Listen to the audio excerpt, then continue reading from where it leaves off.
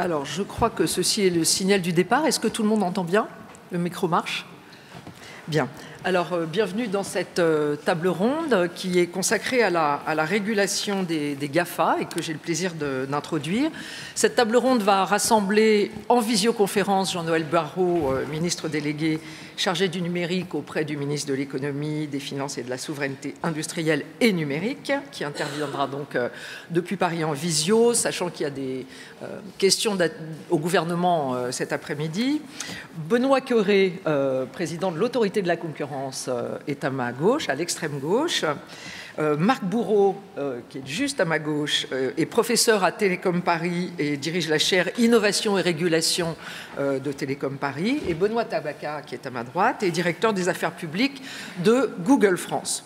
Alors, peut-être juste un mot d'introduction pour expliquer pourquoi est-ce qu'on fait une table ronde sur la régulation des GAFA. Alors, il y a beaucoup d'articles de presse qui expliquent un peu pourquoi les GAFA posent des problèmes spécifiques pour l'économie et pour la régulation. Si on devait donner une raison majeure, c'est que les plateformes numériques sont des acteurs économiques dont l'un des moteurs est le fait qu'ils rassemblent une multitude d'agents qui interagissent les uns avec les autres. Si vous prenez le cas d'un réseau social, il est évidemment plus intéressant de pouvoir interagir avec un grand nombre de personnes plutôt qu'avec trois, ce que vous permet un moyen de communication traditionnel. Si vous cherchez une voiture pour vous déplacer en ville, vous préférez vous relier à une application qui comporte de nombreux chauffeurs. Donc ça aussi, c'est des effets de réseau, mais c'est ce qu'on appelle des effets de réseau indirects. En tout cas, dans les deux cas, comme utilisateur, vous préférez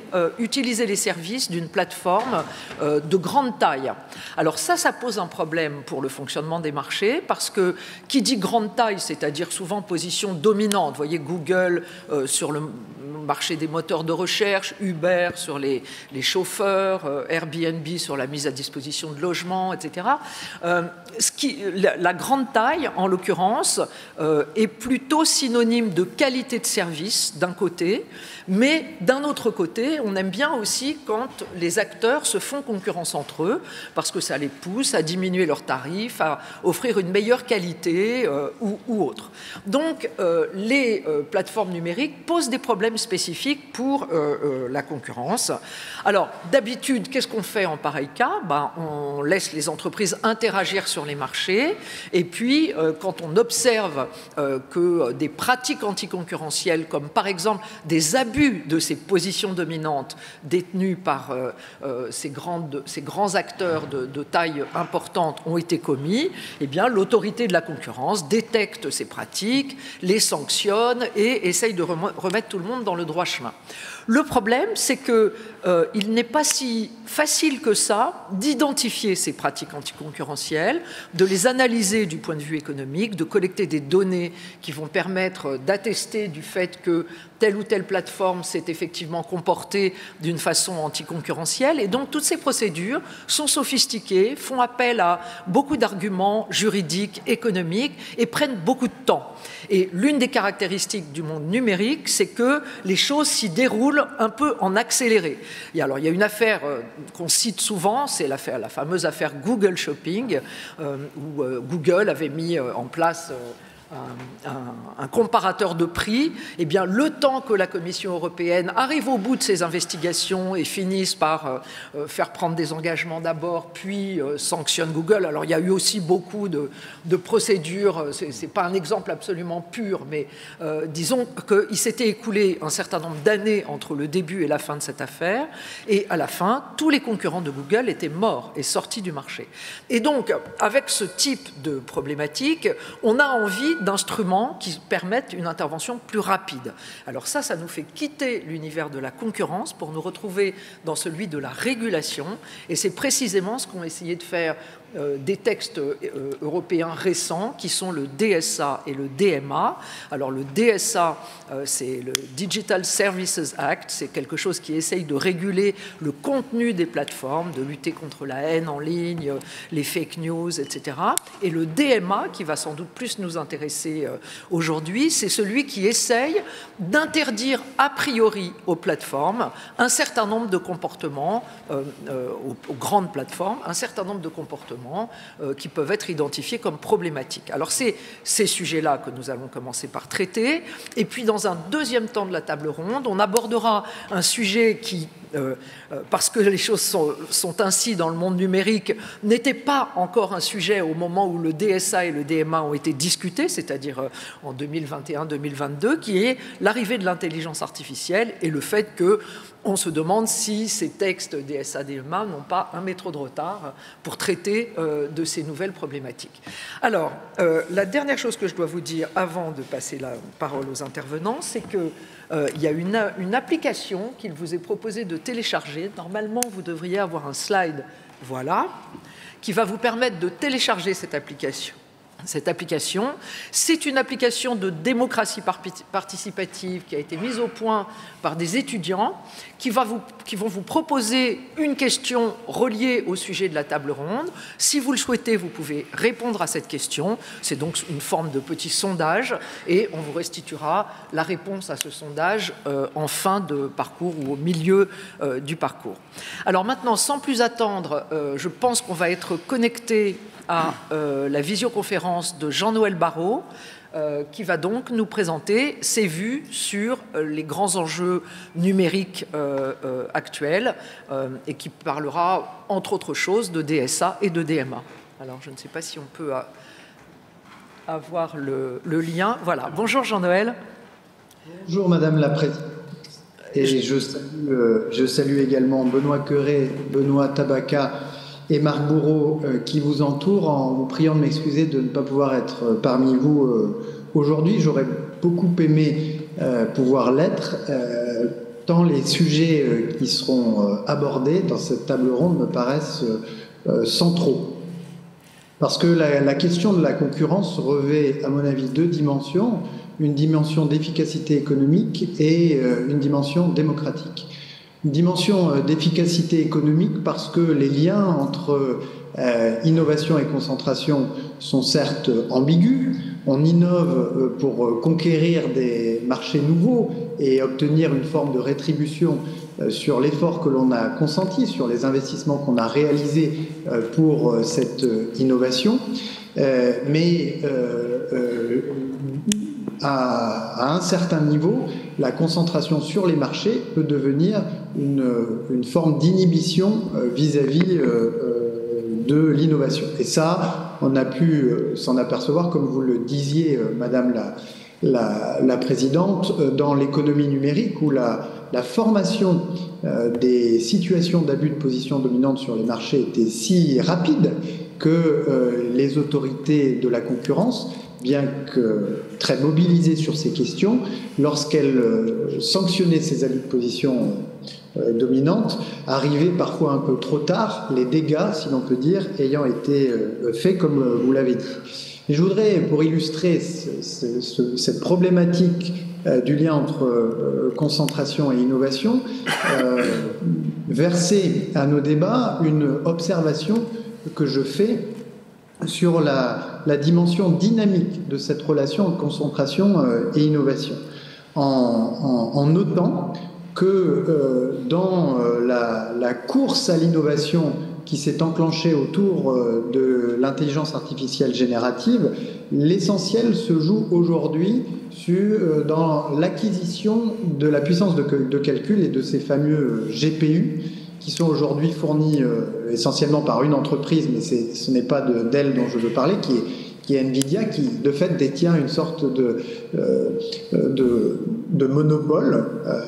Non pas qu'elle l'ait cherché, elle s'est lancée il y a une vingtaine d'années en se concentrant tout d'abord sur les jeux vidéo, mais enfin de fait, c'est elle qui dispose d'une avance considérable sur ses poursuivants et qui maîtrise ce marché-là. Mais ce que j'observe, c'est que dans cette course à l'acquisition des GPU, indispensable à l'entraînement des modèles d'IA générative, on retrouve aujourd'hui des entreprises qui sont parmi les plus valorisées du monde sur les marchés d'actions et qui ont engrangé au fil des années des réserves de trésorerie extrêmement considérables, sans doute du fait de certaines positions, parfois d'abus, ou de certains abus de position dominante qu'elles ont pu pratiquer dans la période passée sur des technologies autres. Et ce que je veux dire par là, c'est que la nécessité que nous avons de pouvoir lutter contre les abus de position dominante, elle a une dimension un peu statique, qui était évoquée tout à l'heure, mais aussi dynamique dans la mesure où les trésors de guerre accumulés peuvent servir, lorsqu'une nouvelle vague technologique advient, eh bien, à acquérir extrêmement rapidement une nouvelle position dominante sur des marchés pourtant nouveaux. Je ne sais pas si c'est clair ou si ça ne l'est pas, mais si vous prenez une levée de fonds récente, ou la levée de fonds récente de l'une des startups les plus avancées en matière d'IA générative, qui est Anthropic AI. Cette entreprise a levé récemment 5 milliards d'euros de la part de 2 acteurs majeurs d'une technologie précédente qui est celle de l'infonuagique, du cloud. Je veux parler d'Amazon et me semble-t-il de Google, mais Benoît Tabaka me corrigera si je me trompe. Si ça n'est pas Google, c'est un autre de ces acteurs. À 90%, ces 5 milliards de dollars levés vont être utilisés pour louer par la start-up, pour louer de la capacité de calcul acquise par ces acteurs du cloud qui sont à l'origine des investissements. Et donc on voit comment une forme de domination sur des marchés peut induire une nouvelle domination sur des nouveaux marchés lorsqu'ils se créent. Donc c'est une question d'efficacité économique à mon sens et de préservation de la capacité d'innovation. C'est une question démocratique aussi, puisque pour les États, et on le voit aux États-Unis de plus en plus, la capacité d'organiser le champ démocratique eh bien, vient se heurter à la puissance de certaines entreprises lorsqu'elles deviennent trop grandes et qu'elles concentrent une trop grande partie de l'activité économique sur leur marché. D'où l'initiative prise ces dernières années au niveau européen, consacrée par l'adoption sous présidence française du règlement sur les marchés numériques, le DMA, qui représente en matière de politique de la concurrence une révolution. Vous l'avez dit, Madame la Présidente, on passe de la politique de concurrence à la régulation, c'est-à-dire que plutôt que de constater, de sanctionner des abus de position dominante a posteriori, eh bien, on va établir une liste de pratiques qui vont être interdites a priori. Un peu comme la seule exception qui existait à la politique de concurrence auparavant, qui était celle du contrôle des concentrations, qui se faisait a priori, mais c'était à peu près, c'est d'ailleurs Benoît Cœuré qui me l'avait bien expliqué, à peu près la seule instance dans laquelle la politique de la concurrence s'exprimait a priori. Et bien désormais, avec le règlement sur les marchés numériques, ce sont 26 pratiques dans les marchés numériques qui vont être interdites a priori. Je cite peut-être quelques exemples. Le premier, c'est l'interdiction de l'autopréférence, c'est-à-dire, par exemple, lorsque l'on est l'opérateur d'un moteur de recherche, l'interdiction a priori de faire apparaître avec un meilleur classement les contenus issus d'une entreprise à laquelle on est lié, plutôt que les contenus issus d'entreprises auxquelles on n'est pas lié auparavant. Ça, c'est un exemple. Deuxième exemple, l'interdiction de commercialiser un smartphone sur le territoire européen, sur lequel un assistant personnel, un navigateur et un moteur de recherche seraient préinstallés, ce qui s'apparenterait à une vente liée, qui aurait auparavant été constatée a posteriori par l'autorité de la concurrence et éventuellement sanctionnée, qui sera désormais interdite purement et simplement sur le territoire de l'Union européenne. Puis je citerai un troisième exemple qui est assez parlant, qui est l'obligation pour les éditeurs de services de messagerie de les rendre opérables, interopérables avec tout autre service de messagerie, si bien qu'il sera possible pour quelqu'un qui n'a pas téléchargé une application donnée, que ce soit WhatsApp, Telegram ou d'autres, de communiquer avec ses proches qui disposeront de ces applications sans avoir à les télécharger auparavant. Et cette logique-là est poursuivie par des règlements en cours de finalisation, et je pense en particulier au règlement sur les données, au Data Act, qui lui vient là aussi imposer des obligations ou des interdictions a priori sur un autre marché qui est celui du cloud auquel je faisais référence tout à l'heure, avec à la fois des obligations d'interopérabilité entre services d'informatique en nuage et l'interdiction ou la limitation des frais de transfert lorsque une entreprise, en particulier une collectivité, veut basculer d'un fournisseur de solutions d'informatique en nuage à un autre. Il y a bien donc là quelque chose de majeur qui se joue en matière de politique de la concurrence, qui, me semble-t-il, était indispensable à mettre en œuvre, qui ne peut pas pour autant, me semble-t-il, être généralisé. Je ne pense pas qu'on aboutisse à une situation dans laquelle la politique de concurrence fasse une révolution copernicienne complète. Pourquoi? Eh bien parce que, et ça je pense que Benoît Cœuré l'expliquera parfaitement, une situation d'abus de position dominante et sa caractérisation relève d'une science qu'il convient de pouvoir mettre en œuvre dans les meilleures conditions.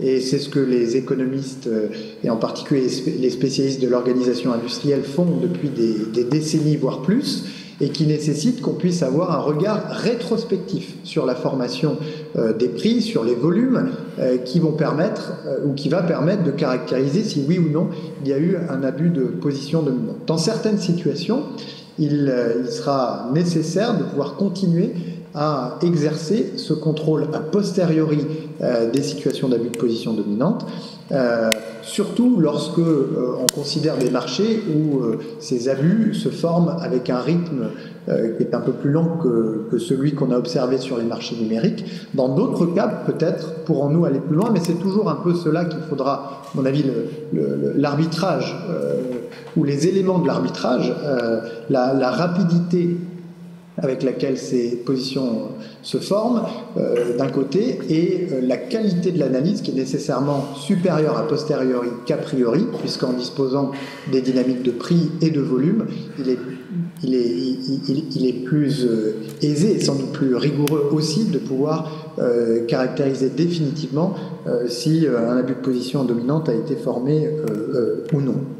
Voilà ce que je pouvais dire en introduction, et en saluant d'ailleurs les travaux d'Anne Perrault et de Marc Bourreau, qui, avant même l'adoption du DMA, ont permis aux autorités françaises de défendre une certaine vision qui a trouvé sa consécration l'année dernière et qui va être désormais mise en œuvre dans les mois qui viennent.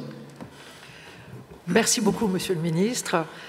C'est, je crois, une introduction très riche qui développe énormément de sujets qu'on va avoir l'occasion d'aborder par la suite. Je vais d'abord donner la parole à Benoît Cœuré, qui va nous exposer, en tant que président de l'autorité de la concurrence et donc absolument au cœur de ces débats, sa manière de voir à la fois le DMA et puis les autres sujets de concurrence que posent ces plateformes. Merci Anne et bonjour à tous, et merci d'avoir organisé cette discussion sur un sujet qui est si important pour l'avenir de notre économie et pour l'avenir de nos sociétés et pour nos vies. Beaucoup de choses ont été, beaucoup de principes de base ont été posés par le ministre, je ne vais pas revenir dessus.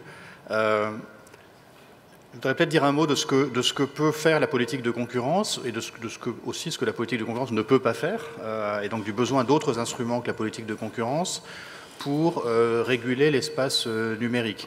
Pourquoi est-ce qu'on veut de la concurrence dans le numérique? Parce que, d'une part, parce que la technologie numérique irrigue tous les secteurs d'activité. Autrefois, on parlait de l'économie numérique, mais ça n'existe pas, l'économie numérique. Le numérique est partout. Il est dans les transports, il est dans l'éducation, il est dans la santé, il est partout. Et donc, on a envie que la promesse d'innovation la promesse de diversité de services pour le consommateur, ou qui soit d'ailleurs un individu ou une entreprise. Hein. Quand je dis le consommateur, c'est souvent une entreprise. On a envie que cette promesse d'innovation, de diversité et de moindre coût se diffuse dans toute l'économie, et pour ça, il faut de la concurrence. Et au-delà, et je ne m'étendrai pas là-dessus parce que ce n'est pas ma compétence à l'autorité de la concurrence, mais le ministre a prononcé le mot de démocratie et d'enjeu démocratique. Il y a évidemment un enjeu démocratique majeur. Une des icônes dans le domaine de la concurrence, qui est John Sherman, qui était à l'origine de la fameuse loi Sherman aux États-Unis. Il y a une citation célèbre de John Sherman qui dit si nous n'acceptons pas d'avoir notre politique dirigée par un roi, pourquoi accepterions-nous d'avoir les services qui sont nécessaires à notre vie produits, transportés ou vendus par une entreprise qui se comporterait comme un roi. Voilà. Et ça fait bien le lien entre cet enjeu économique et cet enjeu démocratique. Alors, le numérique a été identifié et est une des 3 priorités de l'autorité de la concurrence, avec la lutte contre l'inflation et sur le coût de la vie dans la crise inflationniste actuelle, et avec la transition environnementale, dont on ne parlera pas aujourd'hui, mais qui est aussi importante pour nous. Donc c'est une de nos 3 priorités, avec 3 instruments qui ont été esquissés par Anne, et je reviens dessus parce qu'il y a une vraie complémentarité entre ces 3 instruments. Il y a d'abord la sanction contentieuse au titre de l'abus de position dominante, qui a été aussi commentée par le ministre. Donc c'est l'article 102 du traité sur l'Union européenne qui condamne les abus de position dominante. L'autorité de la concurrence a une longue pratique dans ce domaine, avec des dossiers dans le domaine de la publicité en ligne. Récemment, l'an dernier, nous avons accepté des engagements de Meta, d'une part, de Google, d'autre part, dans le domaine de la publicité en ligne et dans le domaine du respect des droits voisins de la presse, c'est-à-dire de la rémunération des contenus de presse qui sont mis en ligne sur les moteurs de recherche. Et nous avons pour cela une palette d'instruments qui peuvent être des sanctions financières, donc 500 millions d'euros contre Google pour non-respect des injonctions sur les droits voisins, mais également des engagements, et aussi, et j'insiste là-dessus, ce qu'on appelle des mesures conservatoires qui nous permettent d'agir très rapidement quand nous voyons un dommage immédiat à l'économie. Donc Anne a dit tout à l'heure, la concurrence arrive quand tout le monde est mort. Bon, pas toujours quand même. Donc on a quand même appris les leçons du passé et on essaie d'intervenir vite quand on voit un dommage immédiat. On l'a fait en juin contre Meta dans le domaine de la vérification publicitaire, où on a prononcé des mesures conservatoires pour que Meta change son comportement immédiatement dans ce domaine, et on le refera si nécessaire. Donc ça c'est ce qu'on appelle l'antitrust, donc le respect du droit de particulièrement l'abus de position dominante. Le contrôle des concentrations est très important, ça a été dit par Jean-Noël Barrot, mais quand on y pense, finalement, la meilleure manière d'éviter l'abus de position dominante, c'est d'éviter qu'il y ait des positions dominantes. Et ça se joue au moment où les entreprises croissent et rachètent leurs concurrents, ou rachètent des petites entreprises qui pourraient devenir leurs concurrents. Et l'arsenal juridique européen a été renforcé récemment, ce qui est une bonne chose, pour pouvoir appréhender des acquisitions par des grandes plateformes de petites entreprises qui peuvent renforcer leur avantage, éventuellement leur dominance, ou devenir leurs concurrents. Je ne rentre pas dans la cuisine juridique, on peut le faire plus tard si vous le souhaitez, mais on a plusieurs instruments nouveaux qui vont nous permettre d'intervenir, y compris pour des petites acquisitions, ce qui n'était pas le cas auparavant. Et puis, le ministre a parlé d'Anthropic. C'est l'occasion aussi de dire qu'on aura sans doute besoin de regarder de près à l'avenir des acquisitions ou des financements par des grandes plateformes de technologies nouvelles qui ne constituent pas forcément des concentrations, c'est-à-dire des prises de contrôle, donc qui peuvent être en dessous de 50%, mais qui permettent néanmoins à ces plateformes de renforcer leur position dominante ou de créer de l'intégration verticale. On a eu l'exemple récemment de la prise du financement d'Anthropic par Google et par Amazon, ça a été dit. On a eu un autre exemple très important qui est le financement d'OpenAI par Microsoft. Donc ça, c'est des choses qui ne sont pas des concentrations, mais qui nécessitent quand même un examen attentif par les autorités de concurrence. Et le troisième instrument qu'on a, c'est notre pouvoir consultatif, donc c'est notre pouvoir analytique, c'est les avis. L'autorité de la concurrence a une tradition dans ce domaine avec des avis sur la publicité en ligne, sur l'usage des algorithmes et les collusions possibles à travers les algorithmes, sur les fintech. Et en juin, nous avons publié un avis important sur l'informatique en nuage, hein, sur le cloud, qui d'ailleurs pointe les complémentarités et les effets de levier possibles entre les pouvoirs de marché dans le cloud et les pouvoirs de marché dans l'intelligence artificielle. On va y revenir dans un instant. Et donc nous utilisons ces trois instruments en essayant d'anticiper le mieux possible les technologies nouvelles. Alors, la dernière chose qui est une évolution majeure et qui a été longuement décrite par le ministre, donc je ne vais pas revenir dessus, c'est l'arrivée d'une régulation dite ex ante, donc qui, au lieu de sanctionner des comportements déviants ou préjudiciables a posteriori, va interdire des pratiques a priori. Donc le règlement sur les marchés numériques, le DMA, le règlement sur les données, le Data Act, bientôt le règlement sur l'intelligence artificielle également, le AI Act, et toute une série de règlements sectoriels sur les données de mobilité, sur les données de santé qui vont compléter tout ça, qui, pour nous, sont vraiment complémentaires du droit de la concurrence. Il y a des choses que le droit de la concurrence ne peut pas appréhender, par exemple l'interopérabilité. Le ministre a parlé de l'interopérabilité entre les messageries.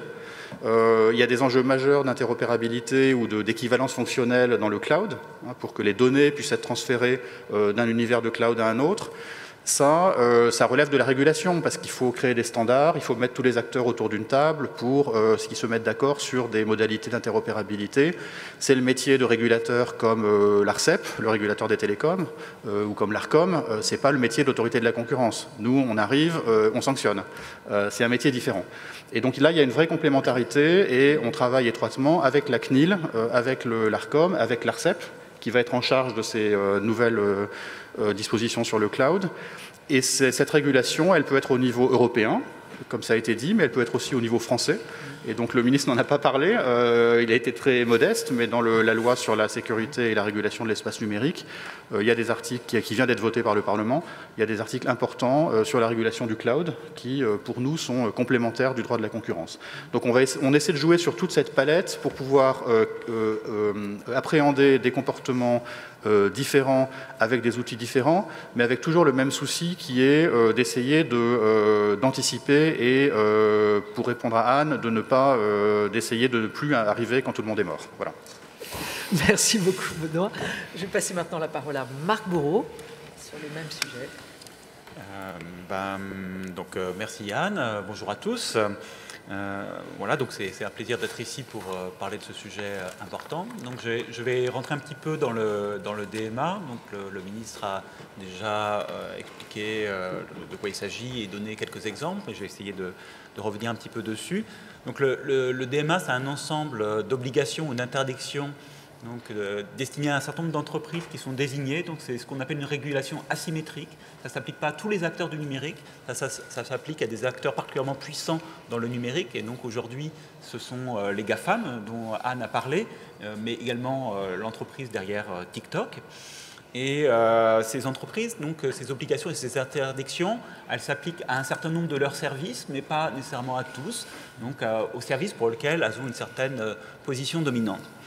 Et on peut classer ces obligations et interdictions en différentes catégories qui donnent une idée un petit peu des objectifs qui sont poursuivis par le DMA. Donc il y a une première catégorie d'interdictions ou d'obligations qui vise à empêcher ou en tout cas limiter la capacité de ces entreprises très puissantes aujourd'hui dans le numérique à étendre leur position dominante, leur influence sur certains marchés à d'autres marchés, et en particulier à des nouveaux marchés. Et donc tout à l'heure, on parlera d'intelligence artificielle, ça pourrait être un de ces nouveaux marchés. Il y a une deuxième ensuite catégorie qui vise à réduire les barrières à l'entrée pour de nouveaux acteurs dans le secteur, donc des nouveaux entrants qui voudraient rentrer sur le marché et puis se développer, attirer des consommateurs. Et pour ça, eh bien, le DMA cherche à limiter les freins à la mobilité des consommateurs en facilitant le passage d'un fournisseur à un autre ou en facilitant ce qu'on appelle le multi-homing, donc le fait que les consommateurs eh bien, peuvent être clients d'une entreprise mais également d'une autre. On peut utiliser WhatsApp et également Telegram par exemple. Et dans le même ordre d'idée, il y a un ensemble d'obligations qui visent à réduire les barrières à l'entrée du côté plutôt des entreprises cette fois-ci, donc en essayant de faciliter le modèle d'affaires et les activités des nouveaux entrants, donc par exemple en facilitant pour eux l'accès aux données que possèdent ces grandes plateformes, de telle manière à ce qu'ils puissent mieux développer leurs services. Et enfin, il y a un objectif d'améliorer la transparence sur le marché de la publicité, qui est une obligation un peu particulière, mais qui est centrale, parce que beaucoup de modèles d'affaires dans le numérique reposent sur la publicité. Alors, pourquoi tout ça? Donc, quels sont les objectifs qui sont poursuivis? Donc, le DMA annonce 2 objectifs. Donc, il y a un premier objectif qui s'appelle l'objectif d'équité. Et cet objectif d'équité vise à rééquilibrer la relation entre ces grandes plateformes, qui sont très, très puissantes, très fortes, très grandes, et des plus petits acteurs qui, dans l'esprit du DMA, sont des entreprises, des petites entreprises. Et pour cela, donc l'idée, c'est, naturellement, on a une relation peut-être inégale entre une grande plateforme et une petite entreprise, et on peut imaginer que peut-être la grande plateforme bien retire plus de la relation, de la création de valeur que la petite entreprise, mais le problème fondamental qui est posé, c'est de se dire que bien, si cette relation est vraiment très fortement inégale, eh bien, on peut arriver jusqu'à une situation où pour les petites entreprises, ça devient plus intéressant d'être actif dans le numérique et donc elles décident de sortir par exemple de places de marché sur lesquelles elles n'arriveraient pas à développer leur activité. Et donc on aurait un frein au développement des petites entreprises dans le numérique. Le deuxième objectif visé par le DMA, c'est un objectif qu'on appelle l'objectif de contestabilité. Alors qu'est-ce que ça veut dire la contestabilité? Eh bien, ça veut dire que, eh bien, on a des nouvelles entreprises qui peuvent entrer sur le secteur. Et ce qu'on veut, eh bien, c'est que ces nouvelles entreprises soient des challengers crédibles vis-à-vis des grandes plateformes établies, donc qui puissent, bien, face à ces géants, eh bien, peut-être remporter la bataille. Donc c'est David contre Goliath, en gros. Hein. Et donc on veut cette contestabilité du marché, cette capacité des nouveaux entrants à déplacer des situations qui paraissent établies. Et pour ça, eh bien, il y a un certain nombre d'obligations qui sont mises en place. Donc j'ai expliqué la réduction des barrières à l'entrée. Il y a aussi donc l'ouverture des plateformes aux données ou l'ouverture elle-même des plateformes aux concurrents. Donc je vais prendre un exemple pour expliquer un petit peu cet objectif de contestabilité, qui est l'exemple que le ministre également a donné, qui est l'interopérabilité entre services de messagerie. Donc en fait, cette obligation dans le DMA d'interopérabilité des services de messagerie, ce n'est pas une obligation qui s'applique à tous les services de messagerie. Ça s'applique uniquement à certains services de messagerie et à l'heure actuelle uniquement aux services de messagerie de Facebook, c'est-à-dire Facebook Messenger et WhatsApp. Donc par exemple, ça ne s'applique même pas au service de messagerie d'Apple qui s'appelle iMessage, en tout cas pour le moment. Donc, ce n'est pas équivalent par exemple, à l'interconnexion, qui est quelque chose qu'on connaît dans les télécommunications, qui fait que, quel que soit l'opérateur mobile auquel je suis abonné, eh bien, je peux appeler n'importe quel client de n'importe quel opérateur mobile. Donc, c'est aussi de l'interopérabilité. Donc, dans les télécoms, on appelle ça plutôt interconnexion, mais c'est pareil, voilà, c'est... Le système, les appels téléphoniques marchent, quel que soit l'opérateur dans lequel on est présent. Ici, cette obligation, elle ne va pas aller jusque-là. Cette obligation d'interopérabilité des services de messagerie va concerner uniquement certains acteurs. Et en plus, donc, elle va être imparfaite. C'est-à-dire qu'on ne pourra pas tout faire. Tout ne passera pas quand on voudra, par exemple, faire des communications interopérables de notre petit service de messagerie vers WhatsApp, parce que cette obligation d'interopérabilité, elle ne concernera que des fonctionnalités de base de ces services. Donc la question, c'est de savoir, est-ce qu'on peut, à travers cette obligation, malgré tout, atteindre l'objectif de contestabilité? Ici, si on raisonne avec les outils de l'économie, on peut arriver à des réponses un peu ambivalentes, parce qu'aujourd'hui, il y a une autre manière d'atteindre l'interopérabilité dans les services de messagerie qui s'appelle donc le multi-homing. On peut être à la fois client utilisateur de WhatsApp et utilisateur de Telegram, par exemple. Et c'est une manière pour Telegram de prendre pied dans le marché et d'arriver à se développer. Si demain, eh bien, je peux, à partir de WhatsApp, communiquer avec mes amis qui sont sur Telegram, eh bien, peu importe, à ce moment-là, ça sera plus intéressant, plus très intéressant d'être également utilisateur de Telegram. Donc à partir de WhatsApp, peut-être que je pourrais communiquer avec tout le monde. Donc au lieu peut-être d'ouvrir la porte et d'aider au développement des concurrents, cette mesure d'interopérabilité a pour avoir un effet un peu inattendu et puis indésirable, qui serait, en réduisant ce multi-homing, de renforcer au contraire les opérateurs dominants.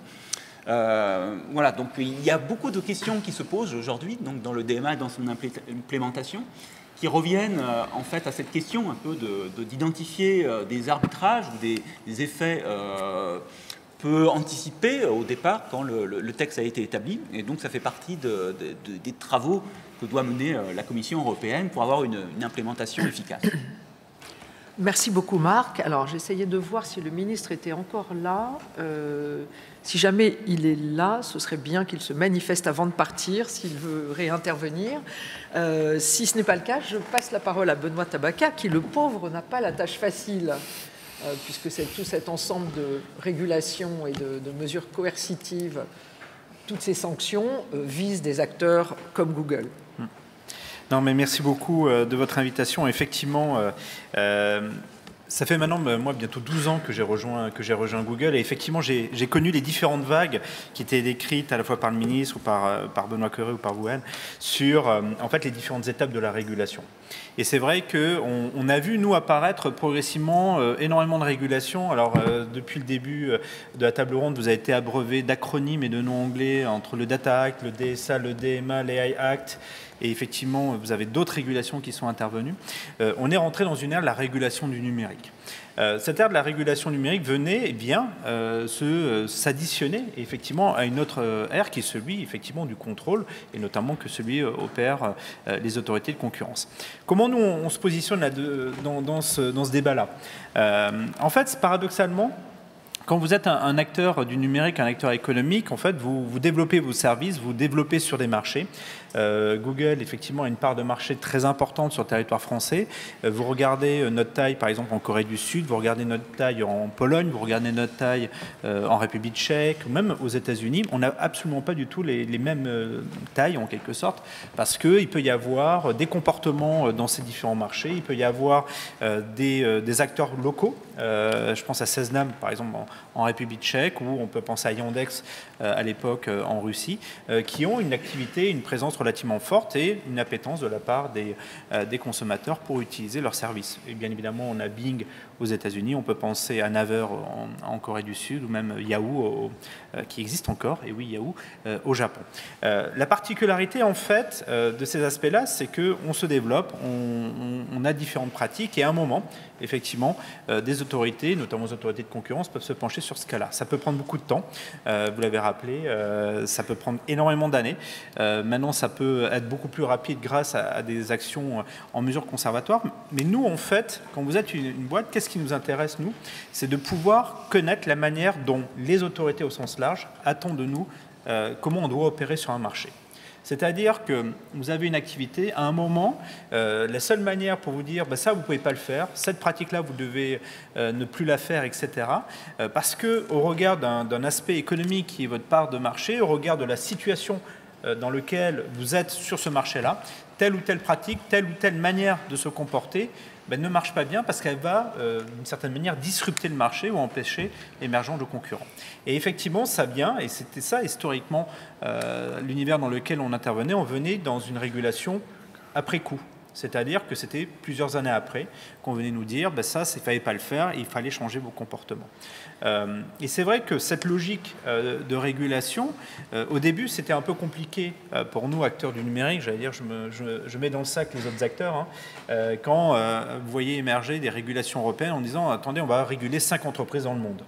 Puisque c'était un peu les premiers messages qu'on avait entendus.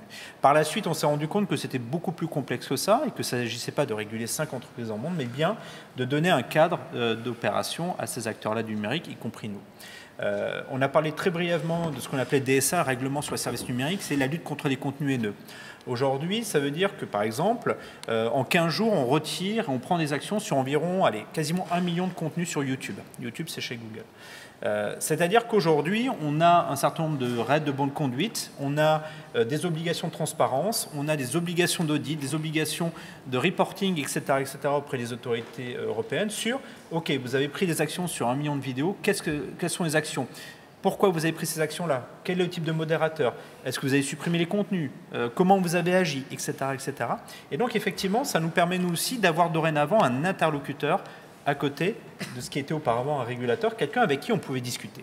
Quand il s'agit effectivement du DMA, on rentre dans un univers, le DMA n'est pas encore rentré en vigueur, il rentrera en vigueur le 6 mars de l'année prochaine, réellement. On a commencé à avoir les premières étapes puisque les premiers services ont été désignés, donc les premiers services qui rentrent dans le périmètre du DMA ont été désignés. Pour nous, c'est un des chantiers d'un point de vue technique et d'ingénierie qui est très lourd, puisqu'effectivement, il s'agit aussi de repenser un grand nombre de produits qui existaient, puisque, comme on l'a expliqué juste avant, il y a un certain nombre aujourd'hui de règles qui ont été fixées en disant voilà la manière dont vous devez vous comporter sur le marché économique européen, en termes d'intégration de services concurrents, en termes de partage de données, en termes d'information, en termes de recueil du consommateur, en termes d'interopérabilité, etc. Donc en fait, il y a tout un travail qui a été initié, qui est en cours, énormément, beaucoup, pour rien vous cacher, d'ingénieurs mobilisés. Et l'idée, c'est que le 6 mars, on aille dans le sens d'une mise en œuvre avec des échanges, en fait, pour rien vous cacher, quasi quotidiens, avec les équipes de la Commission européenne là-dessus, parce que c'est un sujet nouveau pour nous, pour eux, pour les autorités. Et c'est vrai que la manière dont Google versus un Apple, un Amazon, un Facebook mettront en œuvre, c'est la même obligation, le même alinéa du texte ne sera pas la même puisque le service est différent et l'architecture technique est différente. Pour prendre l'exemple, on a beaucoup parlé des angles de messagerie en matière d'interopérabilité, c'est un sujet assez intéressant. Parce qu'effectivement, si on prend cet exemple-là, Marc le disait, aujourd'hui ça concerne uniquement 2 acteurs de la même maison, donc c'est WhatsApp et Facebook Messenger. Ça serait bien effectivement que Apple soit aussi là-dedans parce que ça rentre aussi pour nous dans le périmètre des services de messagerie. Et on peut se dire, quel est l'intérêt effectivement de se battre sur une interopérabilité de ces messageries-là? Il y a un intérêt économique. Quand vous avez une entreprise qui envoie des SMS à des dizaines de milliers de gens, par exemple dans un territoire ici en Auvergne-Rhône-Alpes, ils envoient des messages, potentiellement la manière dont les messages vont être reçus par leurs clients sur un téléphone Apple et sur un téléphone qui n'est pas Apple n'est pas la même manière. C'est-à-dire qu'il y a un coût différent, par exemple, pour une entreprise juste d'envoyer des SMS. Autre exemple, et on l'a vu apparaître, nous, dans certains... J'espère pour le moment que ce n'est pas arrivé encore en France, mais pour ceux qui ont des iPhones dans la salle, peut-être vous avez pu voir, quand vous envoyez un message, vous avez soit des bulles bleues, soit des bulles vertes. Bulle bleue, vous êtes dans un univers Apple, bulle verte, vous êtes dans un univers qui n'est pas Apple, à cause effectivement du manque d'interopérabilité. Qu'est-ce que ça signifie aussi derrière? On a vu apparaître des comportements, par exemple à l'école, où des jeunes se faisaient harceler parce qu'ils étaient bulle verte et non pas bulle bleue. Ou d'avoir des gens qui refusaient de répondre à des messages parce qu'ils étaient en bulle verte et pas en bulle bleue. Et c'est ça derrière d'autres enjeux, au-delà des questions purement économiques, on parlait des enjeux démocratiques aussi, il y a des vrais enjeux de société qui vont être autour de ces questions de régulation.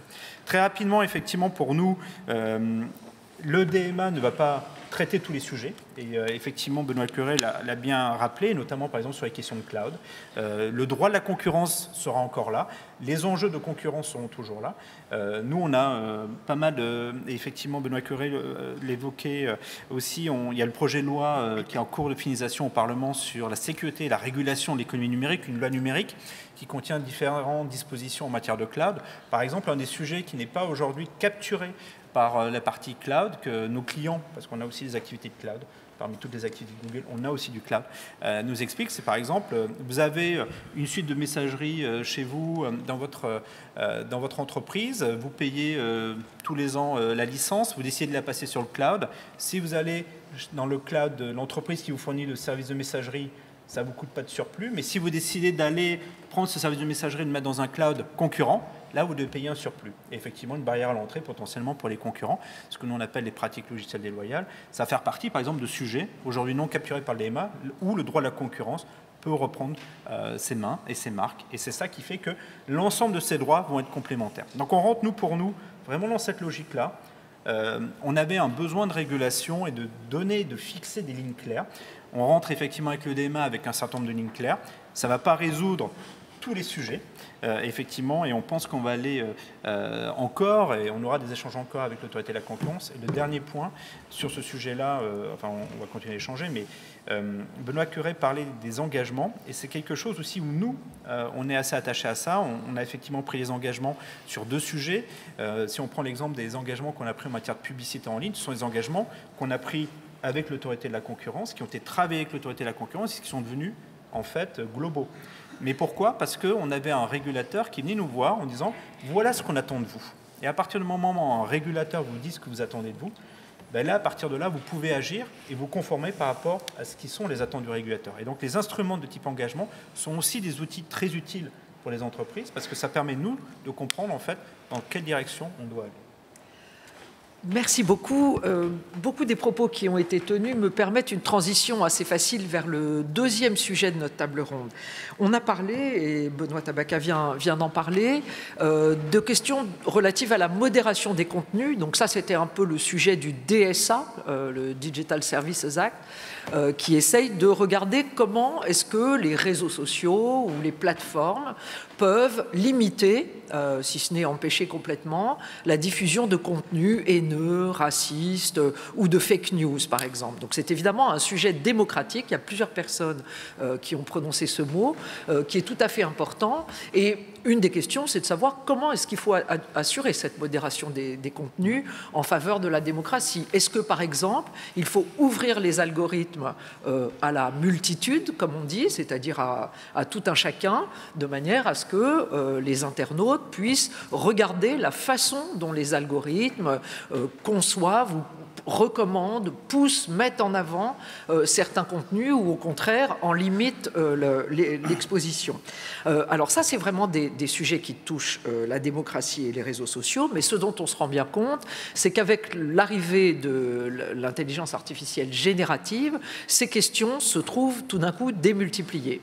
En gros, je pense que de plus compétents que moi vont expliquer exactement comment fonctionne l'intelligence artificielle générative, mais pour être très schématique, on peut dire qu'il s'agit d'entraîner des machines à comprendre des situations en langage humain, je dirais, que ce soit du langage visuel, des photos, des vidéos ou du langage textuel, et à pouvoir créer à partir de cet apprentissage des contenus qui vont être retransmis aux personnes que nous sommes. Alors on peut demander par exemple à ChatGPT, qui a été le premier à être connu du grand public, mais il y a maintenant BART par exemple, on aura l'occasion d'en parler certainement. Il y a plusieurs logiciels d'intelligence artificielle générative qui, à partir d'un ensemble de contenus, peuvent proposer des contenus de synthèse. Alors ça pose énormément de questions, évidemment, pour le futur du numérique et le futur de l'humanité d'une manière générale.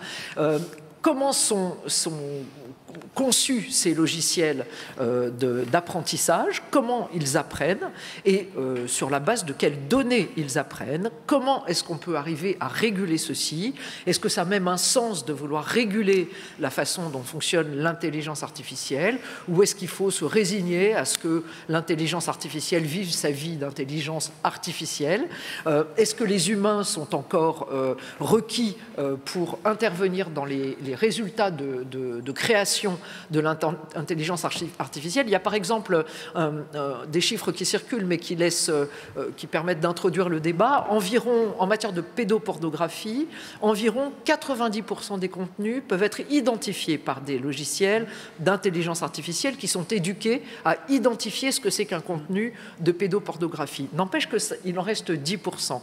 Alors ces 10% de contenus-là, est-ce qu'il faut consacrer des tâches humaines à les identifier, à les reconnaître, à les écarter? Qu'est-ce qu'il faut faire de ce type de problème? Alors, c'est un peu sur tous ces sujets qu'on va essayer de raisonner aujourd'hui, sachant que je pense que tous les propos qu'on va tenir ici sont extrêmement prospectifs.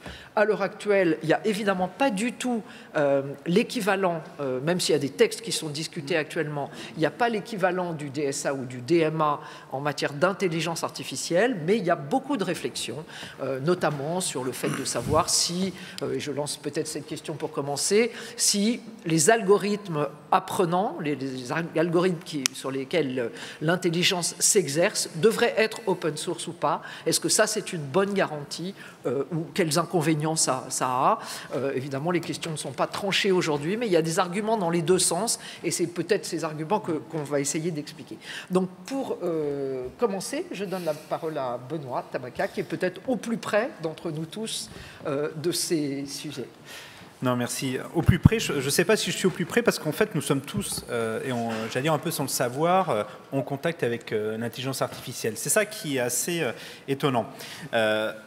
Novembre 2022, il y a eu un choc, finalement, un peu un choc de civilisation, puisque c'est à peu près à ce moment-là qu'un acteur, c'est pas nous, s'appelle OpenAI, a mis sur le marché ce qu'on appelait ChatGPT. C'était la première fois qu'on mettait une interface utilisateur, donc quelque chose sur lequel quelqu'un pouvait se connecter, sur un outil qu'on appelle d'IA générative. Et donc, effectivement, dans ce coup, on s'est rendu compte qu'on était capable de développer, de discuter, de poser des questions, de lui demander de nous générer un poème, une image d'un chat sur un skateboard, etc., etc. Et donc, à partir de là, on rentrait un peu dans un nouvel univers. Je vais revenir un peu en arrière. L'intelligence artificielle, ça ne date pas d'il y a un an. L'intelligence artificielle, c'est en fait une suite progressive des développements informatiques qui ont commencé maintenant il y a plus d'une quinzaine d'années. Le premier outil, nous, côté Google, qui a été boosté, en quelque sorte accéléré grâce à l'intelligence artificielle, c'est l'outil de traduction, Google Traduction. Google Traduction, aujourd'hui, on a la capacité et on a pu avoir des traductions instantanées en une centaine de langages. Les équipes, aujourd'hui, sont en train de travailler, grâce à l'intelligence artificielle, de passer de 100 à 1000 langues qui vont être traitées par cet outil-là. L'autre exemple d'intelligence artificielle, vous l'avez tous dans ces petits outils-là. Quand vous commencez à taper des premières lettres de mots, on vous propose un mot entier, une suite de mots. On pensait souvent que c'était basé sur notre historique de ce qu'on avait tapé avant. Maintenant, dorénavant, c'est basé sur de l'intelligence artificielle et effectivement, ça va vous suggérer des éléments. Quand vous lancez votre application de navigation pour aller d'un point A à d'un point B et qui ajuste au temps réel votre navigation de votre véhicule en fonction du trafic, c'est encore de l'intelligence artificielle. Donc l'IA, en fait, ce n'est pas nouveau. Ce qui est nouveau et ce qui a été le point d'inflexion qui a été rendu public en quelque sorte il y a un an, mais qui date matériellement de plutôt 5-6 ans, c'est effectivement le développement de ce qu'on appelle l'intelligence artificielle générative, où là, c'est un vrai point d'inflexion qui est mené. Point d'inflexion parce que l'IA générative, ça permet de dépasser le schéma qu'on connaissait jusqu'à présent, des systèmes dits d'apprentissage informatique ou d'intelligence artificielle. Jusqu'à présent, qu'est-ce que c'était l'intelligence artificielle ou machine learning en anglais? Vous pouvez entendre ces concepts-là. Vous avez des données qui existent dans des bases de données et vous allez interroger cet outil-là et à partir de là, il va, sur la base des données qui ont été structurées, vous donner une réponse. Donc en fait, c'est de dire, vous allez poser des questions sur, je ne sais pas, un historique, combien de fois tel mot a été prononcé dans tel discours, il a le mot, il a le discours, il compte, il est capable de vous donner des réponses, et ainsi de suite. La particularité, en fait, de l'IA générative, ça repose en fait sur un papier de recherche, pour revenir sur le sujet open source, qui a été open sourcé par les équipes de Google en 2017, qu'on appelait les transformers. Ce papier de recherche, en fait, passer une étape supplémentaire puisque c'est la capacité dorénavant, on va dire, de créer de la corrélation entre plusieurs concepts. C'est-à-dire que jusqu'à présent, votre base de données, elle est organisée. Vous avez les différentes données qui sont bien rangées. Et avec votre outil technique, vous allez demander de vous faire sortir quelque chose de ces données qui sont bien rangées. Avec l'intelligence artificielle, notamment générative, les données ne sont plus rangées dans les bases de données. Comment l'information est stockée dans les bases de données? Elle est stockée sous la forme de concepts et de corrélations.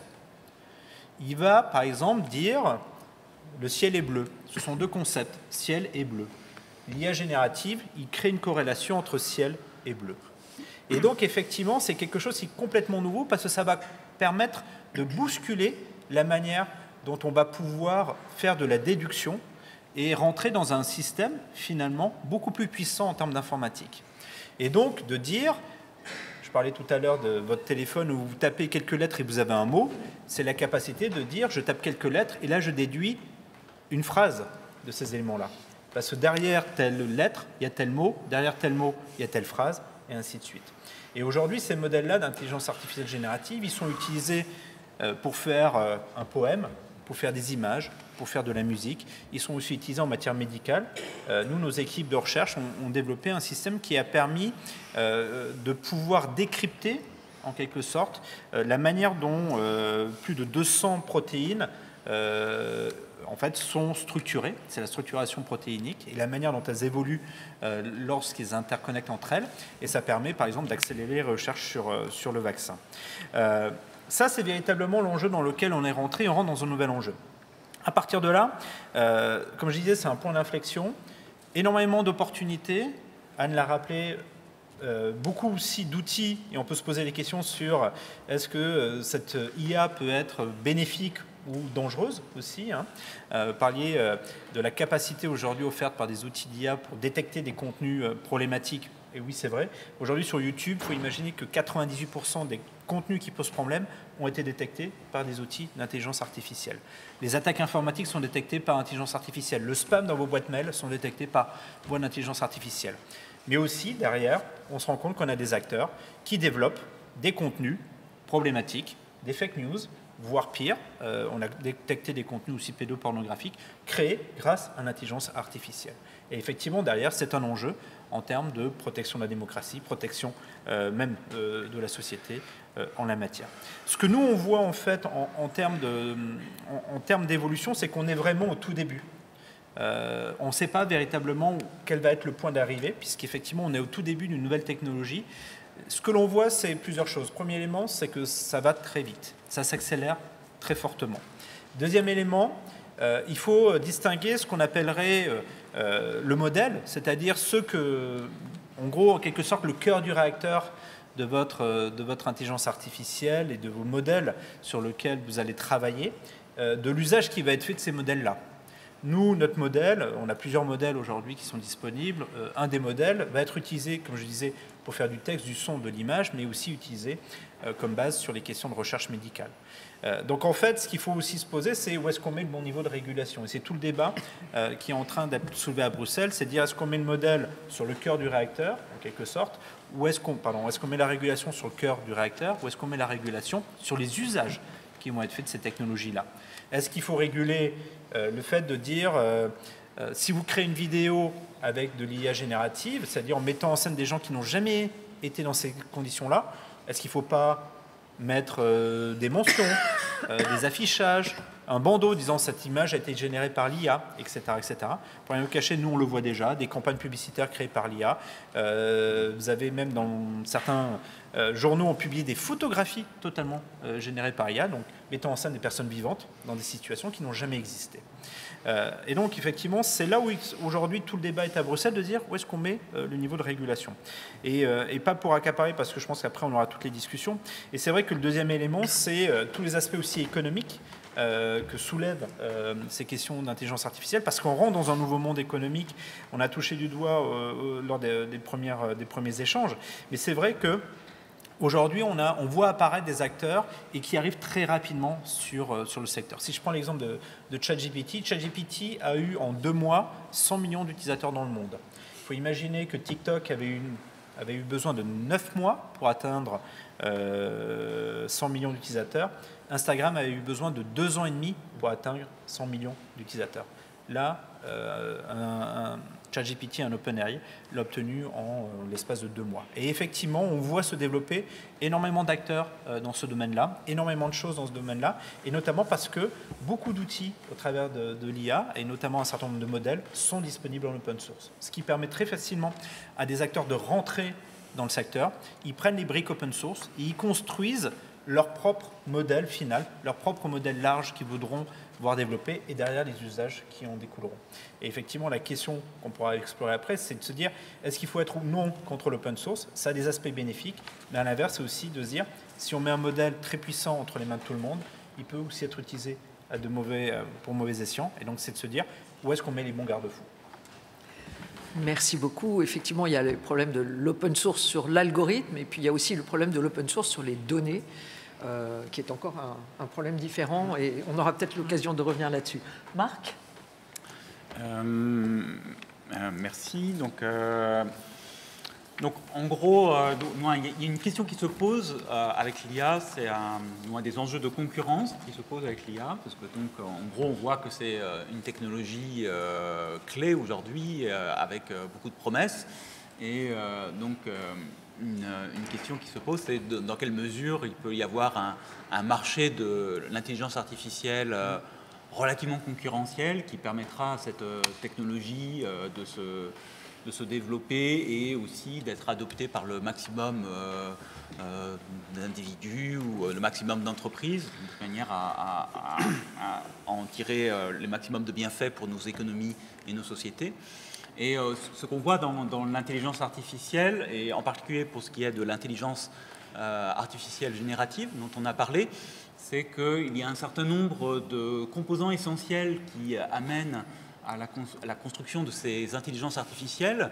On parle d'input en économie qui un certain degré d'essentialité, donc qui sont assez rares sur le marché. Donc il y a un premier type de composant qui est nécessaire pour entraîner ces intelligences artificielles, dont Anne vient de parler, c'est les données. Donc on sait qu'on a besoin de très grandes masses de données pour entraîner ces intelligences artificielles génératives. Et naturellement, aujourd'hui, eh bien, on a par exemple des grands acteurs dans l'Internet qui ont construit des modèles d'affaires qui sont en particulier basés sur la collecte de données, la collecte de grandes masses de données, et qui probablement sont dans une position préférentielle par rapport à d'autres acteurs pour en tirer parti et pour entraîner ces intelligences artificielles. Donc il y a un premier frein possible au développement d'une offre alternative ou de nouveaux entrants, c'est l'accès à ces données. Un deuxième frein possible, c'est l'accès aux moyens informatiques. Donc ce qui se passe, c'est que le ministre en a parlé, donc avec Nvidia, donc qui est cet acteur américain, qui est un peu unique et qui depuis une vingtaine d'années développe des composants électroniques un peu particuliers, donc qui sont des processeurs de calcul graphique, hein, les GPU. Et ces GPU, en fait, au départ, en effet, c'était pour les jeux vidéo. Et aujourd'hui, on s'est rendu compte que c'est quelque chose qui est la meilleure technologie possible pour faire des calculs pour l'intelligence artificielle. Et donc, les acteurs qui cherchent à développer ces intelligences artificielles génératives doivent acheter des serveurs, des équipements informatiques à Nvidia pour des coûts qui sont assez exceptionnels. Donc, un serveur pour entraîner une intelligence artificielle, ça coûte à peu près 250 000 $, et il en faut des dizaines de milliers. Donc aujourd'hui, c'est clair que ça ne peut concerner que quelques entreprises de grande taille, et en particulier dans le domaine de la high-tech, et on arrive essentiellement aux GAFAM. En fait, on revient aux GAFAM dans ce domaine-là. Donc c'est un deuxième frein pour la constitution d'un marché concurrentiel. Et le dernier, c'est l'accès au talent. Et donc il y a beaucoup de jeunes ici, et donc tout ce qui est data science en particulier, eh bien ce sont des métiers d'avenir, et donc des talents qui sont rares et fortement valorisés par ces entreprises qui se battent pour attirer les meilleurs profils pour aider à l'entraînement et de ces intelligences artificielles. Et donc pourquoi eh bien, ces inputs, la rareté de ces inputs pourrait poser problème? Ça pourrait poser problème parce que ces intelligences artificielles vont peut-être être le moyen pour certains acteurs d'étendre des positions très très fortes qu'elles ont dans certains secteurs. Donc encore, on pense aux GAFAM ou d'autres entreprises très dominantes dans le domaine de la technologie, et donc qui pourraient continuer à dominer le marché en devenant les leaders pour l'intelligence artificielle, et en particulier l'intelligence artificielle générative.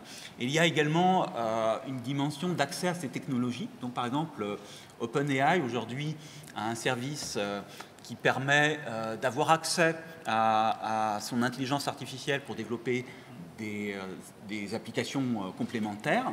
Donc, et ça passe par un accès à l'intelligence artificielle, par quelque chose qui s'appelle des API, des interfaces pour la programmation.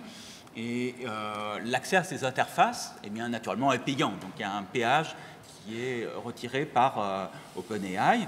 Et une problématique qu'on peut avoir, c'est de savoir s'il ne risque pas d'y avoir un accès discriminatoire à ces intelligences artificielles très puissantes pour des petites entreprises, mettons, et pour les grandes entreprises qui, en particulier, aujourd'hui, financent ces intelligences artificielles, que ce soit OpenAI avec Microsoft ou Anthropic avec Google et Amazon. Merci. On voit que les problématiques de concurrence sont à peu près aussi riches, même si elles ne sont qu'à un stade exploratoire aujourd'hui. On avait dans l'idée que peut-être l'intelligence artificielle allait complètement rebattre les cartes des acteurs dominants. Les propos de Marc semblent dire plutôt le contraire. Je ne sais pas ce que Benoît en pense. Alors effectivement, l'intelligence artificielle est au cœur, voire au sommet des préoccupations des autorités de concurrence aujourd'hui. J'étais la semaine dernière à une réunion des autorités de concurrence du G7 à Tokyo. On a passé la moitié de la journée à parler de ça et à échanger des points de vue sur ce qu'on voit concrètement dans nos pays et aussi sur ce qu'on peut faire en commun, parce qu'il y a un très fort besoin de coordination internationale sur ces sujets, puisqu'on parle évidemment des mêmes technologies utilisées par les mêmes acteurs pour produire les mêmes services partout. Donc il faut de la coordination, il faut de la cohérence internationale. Alors, ce qui interpelle les autorités de concurrence avec l'intelligence artificielle, c'est le fait que ça change la manière dont on a tendance à voir le lien entre innovation et concurrence. Les autorités de concurrence, et d'ailleurs les économistes en général, pensent que la concurrence est bonne pour l'innovation et que l'innovation est bonne pour la concurrence. Alors, dans une certaine limite, trop de concurrence peut être mauvais pour l'innovation, peut-être, pas assez de concurrence aussi. Philippe Aguillon a beaucoup écrit là-dessus, il est ici, vous pouvez aller l'entendre dans d'autres conférences aujourd'hui. Enfin bon, en général, on pense qu'une des raisons pour lesquelles on applique le droit de la concurrence, c'est pour favoriser l'innovation et que les innovations de rupture, comme celles dont on parle maintenant, vont être bonnes pour la concurrence parce qu'elles vont, en créant cette rupture, permettre, d'une certaine manière, remettre les compteurs à zéro, permettre l'apparition de nouveaux acteurs. Or, on a un certain nombre d'indices qui nous laissent craindre que cette fois-ci, ça ne sera pas le cas.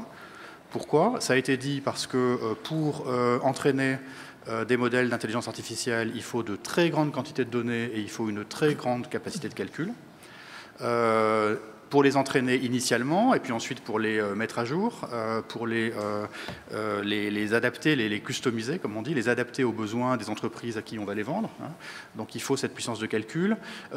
Il faut, dans quasiment tous les cas, des environnements en nuage, de cloud. Donc ça va donner un avantage aux acteurs qui sont déjà puissants dans les services de cloud. On va vouloir les intégrer à des logiciels sous forme de plugins dans des logiciels existants. Donc ça va aussi donner un avantage à des acteurs qui sont déjà forts sur le marché du logiciel. Et donc on risque de voir apparaître très vite des comportements qui sont bien connus des autorités de concurrence, qui sont de la vente liée ou de la vente groupée, qui sont de l'autopréférence, qui sont des limitations d'accès aux données pour exclure les concurrents, et qui sont des effets de levier avec d'autres marchés sur lesquels les acteurs sont déjà puissants, et je pense particulièrement ici au marché du cloud. Et donc, nous, on est payé pour s'inquiéter. Voilà, moi, je suis payé pour ça. Donc, je laisserai d'autres dire pourquoi l'intelligence artificielle est aussi une formidable promesse de productivité pour nos économies, ce qui est vrai aussi. Et moi, je suis payé pour m'inquiéter. Et donc, on voit le risque que la chaîne de valeur de l'intelligence artificielle devienne un peu le musée des horreurs des pratiques anticoncurrentielles. Voilà. Donc, ça mérite qu'on regarde de près. Alors, mais en même temps, il est très tôt, ça a été dit par Anne, je pense que c'est très important aussi de dire que tout ça ne fait qu'émerger. On ne sait pas quels sont les services qui vont marcher commercialement ou pas. On ne le sait pas aujourd'hui. Est-ce que ça sera plutôt des services B2B? Est-ce que ça sera plutôt des services B2C? C'est des choses qu'on ne sait pas. Donc je crois qu'il faut aussi beaucoup de prudence et il ne faut pas que la régulation tue l'innovation, naturellement. Alors, moi, je pense qu'il faut combiner une approche principielle, qui est un peu ce qui est en train d'émerger avec le règlement européen sur l'intelligence artificielle, identifier des risques, des niveaux de risque, des principes qui s'appliqueront à l'intelligence artificielle. Des questions comme celle qu'a posée Anne, et qu'a posée Benoît Tabaka avant, comme est-ce qu'on veut réguler les modèles, est-ce qu'on veut réguler les services, ça, c'est des principes. Et puis, combiner ça avec une approche, donc ça c'est une approche top-down, si on veut, principielle, et combiner ça avec une approche beaucoup plus bottom-up à partir des problèmes concrets qu'on voit, notamment dans la chaîne de production de l'intelligence artificielle, en aval au niveau de la distribution des services auprès des clients, c'est là que les questions de vente liée, par exemple, vont être importantes, mais aussi en amont, au niveau de la production des modèles, et c'est là que le sujet, par exemple, des capacités technologiques, hein, des cartes graphiques qui ont été mentionnées sont importantes. Alors, l'autorité de la concurrence a déjà commencé à agir, hein, dans ce domaine, puisque en septembre, c'est de l'information qui est publique, nous avons mené des opérations de visite et saisie, donc en bon français, c'est des perquisitions, dans les locaux d'entreprises spécialisées dans ces cartes graphiques qui servent aussi bien à la chaîne de valeur du cloud qu'à la chaîne de valeur de l'intelligence artificielle. Donc, contrairement aux autres, ici, je ne donne pas de nom d'entreprise. Voilà. Tout ça est de l'information publique. Et donc là qu'est-ce qu'on fait? On essaie d'identifier des goulots d'étranglement en amont de la chaîne de valeur qui est aussi bien celle du cloud que celle de l'intelligence artificielle. Donc là, c'est très concret.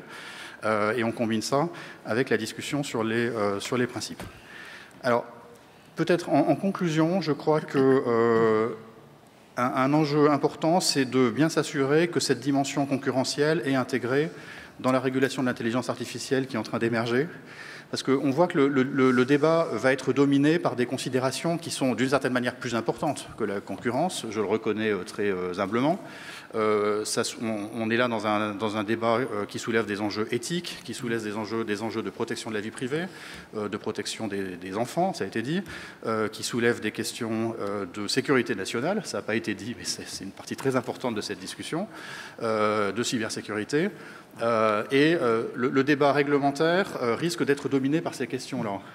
Mais si on veut que l'intelligence artificielle se permette de l'innovation, si on veut que cette innovation se diffuse à l'ensemble de l'économie et ne soit pas captée par quelques acteurs, et si on veut que le développement de l'intelligence artificielle se fonde sur une diversité de modèles, et là encore, qu'elle ne soit pas capturée par quelques acteurs qui imposeront leur modèle, il faut de la concurrence. Donc nous, c'est pour ça qu'on est là, pour assurer que ce développement se fera sur la base d'une diversité de modèles et sera accessible à toutes les entreprises et à tous les citoyens. Donc l'intelligence artificielle représente un tel enjeu pour nos entreprises, pour nos vies privées, et pour l'avenir de nos sociétés, qu'il n'est tout simplement pas question d'en laisser le contrôle à 3 acteurs. J'ajouterais qu'il n'est pas question non plus d'en laisser le contrôle à des acteurs qui ne seraient que américains et chinois. Ça, c'est pas mon job, c'est le job de Jean-Noël Barrot, mais c'est également un enjeu de politique publique très important. J'arrête là. Merci beaucoup. Peut-être avant de passer la parole à la salle, s'il y a des questions, est-ce que vous souhaiteriez réagir les uns et les autres sur des propos qui ont été tenus par... Non, mais très rapidement, effectivement, on n'a pas parlé suffisamment du bienfait de l'IA, j'allais dire pour l'économie, mais c'est vrai qu'il faut garder en tête, c'est quelque chose qui va, comme le disait Benoît Cœuré, transformer énormément d'éléments. On va le retrouver beaucoup dans les entreprises et autres, et c'est sûr que ça va être un enjeu aussi de compétitivité pour pas mal d'entreprises. Si on revient en fait pour revenir sur les éléments aussi que partageait Marc, hein, sur les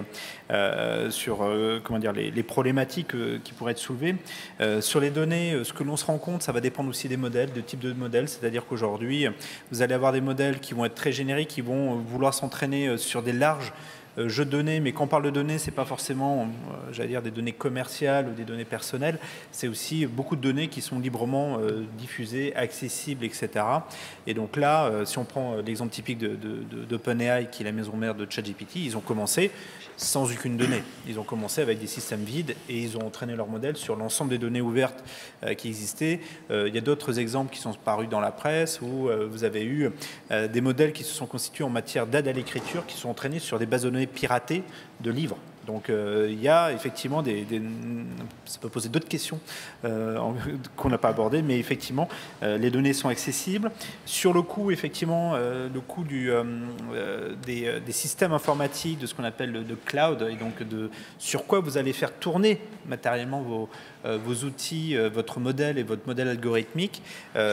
Aujourd'hui, ça va nécessiter des capacités très fortes.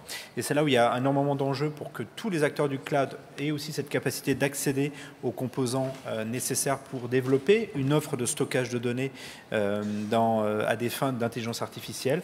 On a vu émerger un acteur français qui s'appelle Scaleway qui va rentrer dans cet univers-là, aux côtés des gros, qui existent déjà effectivement. Mais c'est aussi cet enjeu-là de dire comment l'ensemble des acteurs, j'allais dire de la chaîne de valeur côté technique, infrastructure, vont pouvoir rentrer très rapidement dans le secteur là-dessus. Et sur les talents, juste pour finir, on est assez fiers parce que le fondateur de Mistral, qui est une des pépites françaises, qui a levé en l'espace de quelques semaines une centaine de millions d'euros, elle a été constituée au cours de l'été et tout de suite ils avaient déjà levé 100 millions d'euros pour développer un premier modèle qui devrait voir le jour, enfin qui a vu le jour déjà là et qui devrait se situer à peu près au niveau des modèles d'une autre ou de celui de Meta ou de celui d'OpenAI d'ici 12 mois à peu près. Cette boîte a été créée par un Français qui s'appelle Arthur Mensch, qui était un salarié de Google, c'est-à-dire qu'en étant chez Google, il a développé sa boîte, il a démissionné et 3 mois après, il levait 100 millions d'euros. Donc effectivement, il va y avoir une résurgence de la guerre des talents aussi sans doute au bénéfice de pas mal d'acteurs européens là-dessus. Oui, et espérons qu'on garde ces talents en Europe, ce qui n'est pas absolument évident.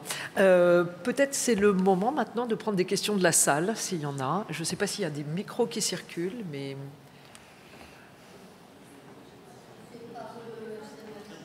uniquement, j'en ai aucune, alors...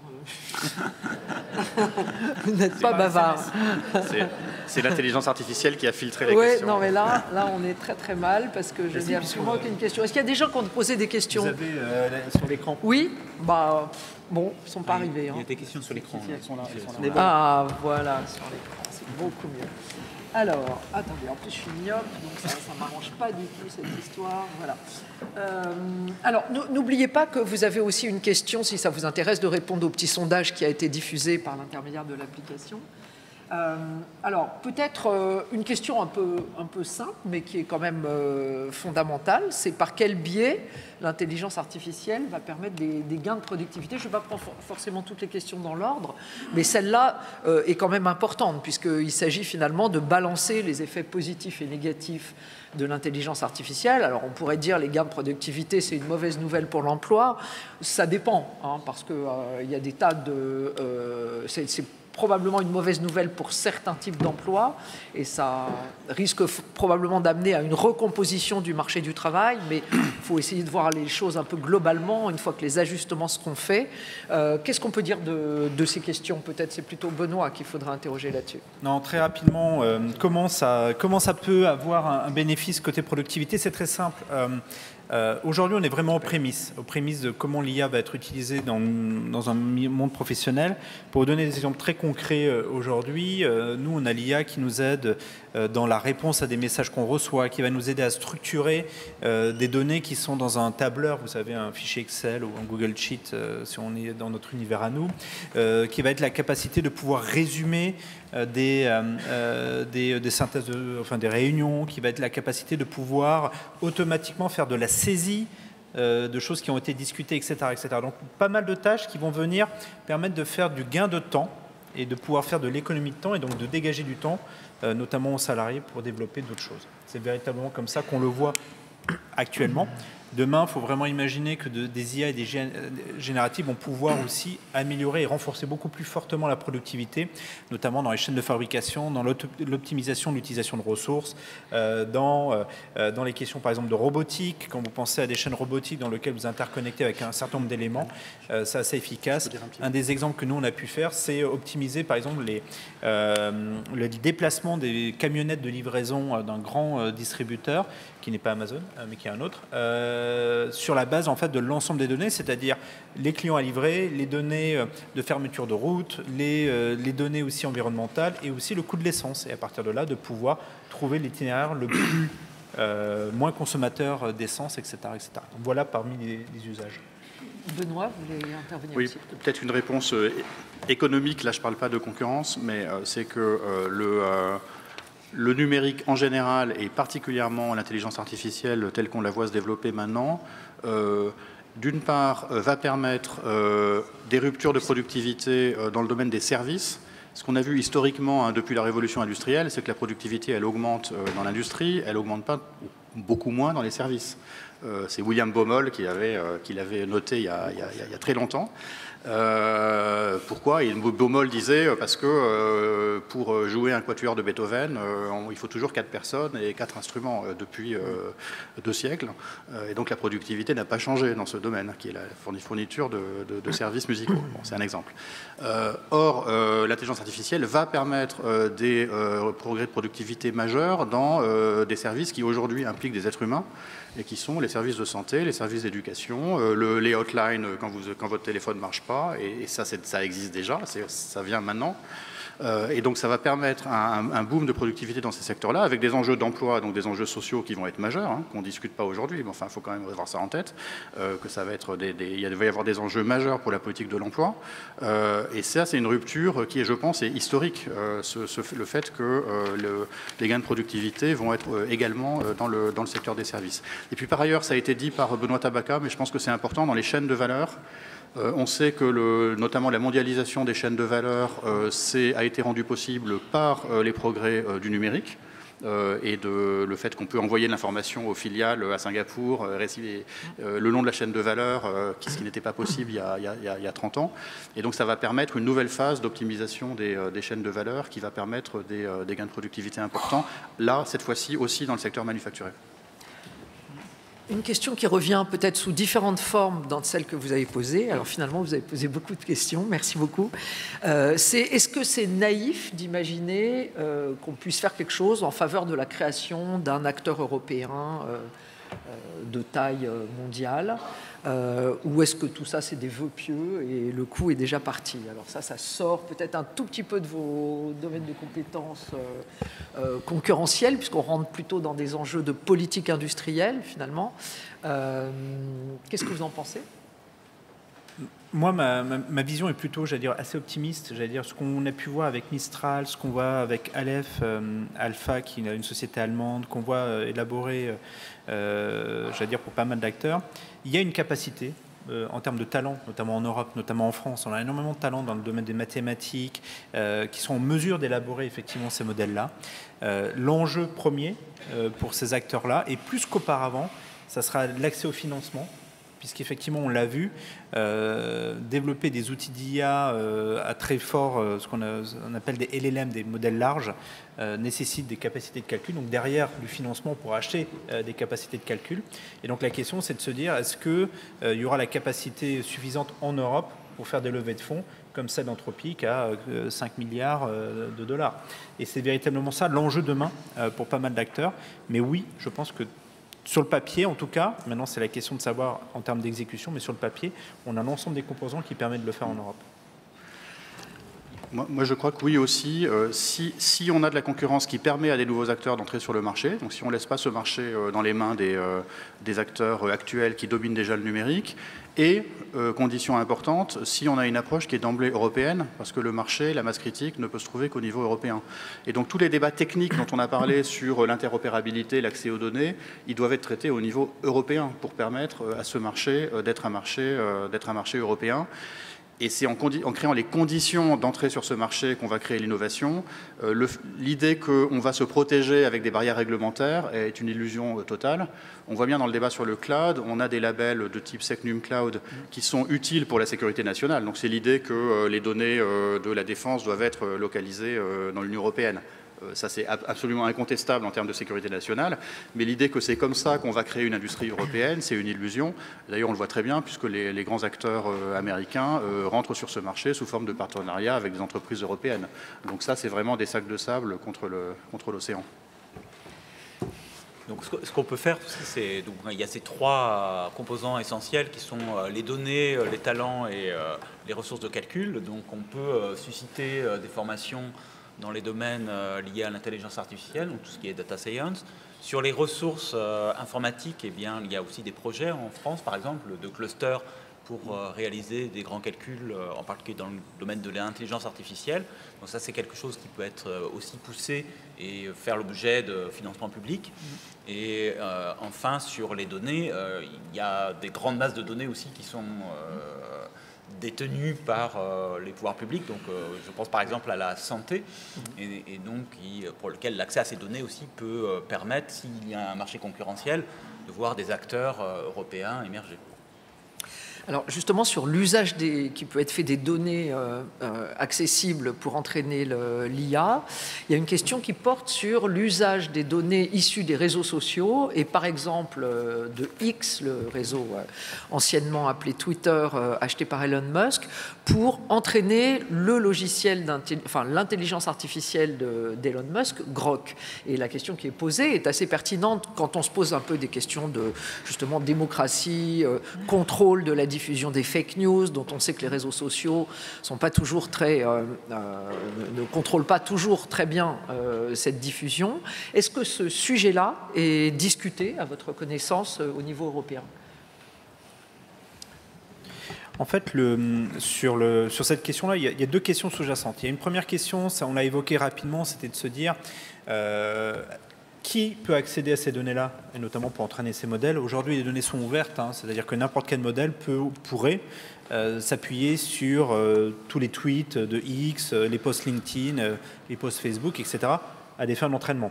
Aujourd'hui, techniquement, c'est faisable. Peut-être que demain, un acteur dira, puisqu'il y a des outils aujourd'hui de blocage qui se sont développés, qui permettent à tout titulaire de droit de dire « moi, je ne veux pas que mes données soient utilisées pour l'entraînement des modèles », et potentiellement, on peut imaginer que ça devienne un enjeu aussi d'accès et de préservation, ce qu'on a pu évoquer en entrefilet, de dire est-ce qu'un acteur peut dire ben, « moi, je garde mes données uniquement pour mon modèle ». Donc ça, c'est un premier pan. Deuxième pan qui est celui aussi du biais en fait, qui peut naître de l'entraînement d'un modèle sur un set de données qui est forcément biaisé, type les réseaux sociaux.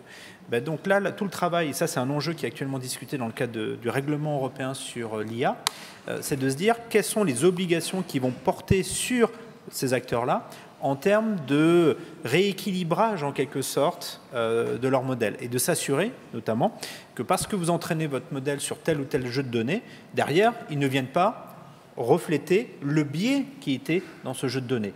Par exemple, vous entraînez un modèle avec uniquement un univers de pensée, ben effectivement, il va refléter cet univers de pensée. C'est tout le travail. Nous, on a des équipes qui sont plus basées à Paris, qui ne font que ça, qui est de dire en permanence, identifier potentiellement des biais qui peuvent et les corriger. Par exemple, si vous posez la question à notre outil qui s'appelle Bard, que penses-tu du nucléaire? Ben, il dira, voilà les aspects positifs du nucléaire, voilà, j'allais dire, la controverse autour du nucléaire, mais il ne prendra pas position, parce que ça a été travaillé dans un sens de rééquilibrer. Mais ça, c'est un travail supplémentaire que doivent faire les personnes qui élaborent l'IA. Alors peut-être un dernier thème avant de vous donner les résultats du sondage, parce que vous êtes tous très impatients de le connaître. Ce dernier thème, c'est existe-t-il du consensus en Europe sur la manière de traiter ces questions, ou y a-t-il au contraire des positions très antagonistes entre les différents pays européens? Est-ce qu'on a une chance de voir émerger un consensus qui ne soit pas un consensus mou, mais qui soit un consensus assez solide et assez étayé par les faits et la connaissance dans le domaine? Peut-être Benoît? En tant que spectateur de la négociation sur le règlement sur l'intelligence artificielle, moi je ne fais pas partie de cette négociation, je constate qu'aujourd'hui il n'y a pas de consensus et il y a deux angles parmi les pays européens. Il y a l'angle de l'utilisateur et l'angle du producteur. Donc il y a des pays qui voient un enjeu de politique industrielle, qui ne veulent pas qu'on régule trop les modèles parce qu'ils pensent que, peut-être à tort, on verra, l'avenir le dira, ils pensent qu'ils sont capables eux-mêmes de produire ces modèles, donc ils se voient du côté des producteurs, et d'autres pays qui sont vraiment plutôt du côté des utilisateurs. Bon, j'ai tout à fait confiance dans le mécanisme européen pour qu'à la fin, on trouve un consensus sans doute un peu mou pour réconcilier tout le monde. Et juste, non, 30 secondes là-dessus, mais ce qui est assez intéressant, c'est qu'il y a là où il y a un consensus en Europe, même au-delà, sur le besoin de régulation. Et ça, c'est quelque chose qui est aussi assez frappant parce qu'on aurait pu imaginer qu'il ne faut surtout pas réguler ces technologies. C'est l'inverse. Aux États-Unis, vous avez eu en fait un certain nombre d'engagements, ce qu'on appelle des commitments, qui ont été élaborés par la Maison-Blanche auxquels les entreprises ont été demandées d'agréer. Benoît Cœuré en parlait, il y a des travaux actuellement dans le cadre du G7 pour avoir aussi un certain nombre d'obligations, d'engagements que prendraient les entreprises. Il y a eu un congrès qui a été organisé au Royaume-Uni avec différents gouvernements, y compris Jean-Noël Barrot qui était présent il y a une quinzaine de jours, dans ce but de commencer à réfléchir à la régulation de ce qu'on appelle des modèles, en fait les prochains modèles qui vont être utilisés. Et effectivement, l'Europe, et là où je rejoins complètement ce que dit Benoît Cœuré, parce que je suis, on va dire, un peu plus que spectateur dans ces discussions-là, effectivement, en matière de régulation, il y a cette divergence de dire où est-ce qu'on met le niveau de régulation. Est-ce qu'on le met au niveau de celui qui élabore la technologie, le cœur du réacteur, ou les personnes qui vont l'utiliser? Et effectivement, sans doute que le consensus qu'on trouvera, ça sera quelque chose où on va répartir la charge de régulation à peu près sur tous les acteurs de la chaîne de valeur, des choses qui vont peser sur la personne qui élabore le modèle et jusqu'à faire peser des obligations sur ceux qui vont utiliser le modèle in fine. Merci beaucoup. Alors, il me reste à nous excuser de ne pas avoir répondu à toutes les questions. Elles étaient nombreuses, j'ai essayé de les regrouper un peu. Et puis, à vous donner les résultats du sondage auquel vous avez bien voulu participer. Donc, la question était, pensez-vous qu'une régulation de l'intelligence artificielle menace la compétitivité et la souveraineté technologique de l'Europe? Vous êtes 33% à avoir répondu oui, la régulation est une menace, et 55% à avoir répondu non, la régulation n'est pas une menace pour la compétitivité et la souveraineté. Donc j'en conclus que la régulation a encore beaucoup de beaux jours devant elle, et je vous remercie beaucoup d'avoir assisté à cette table ronde.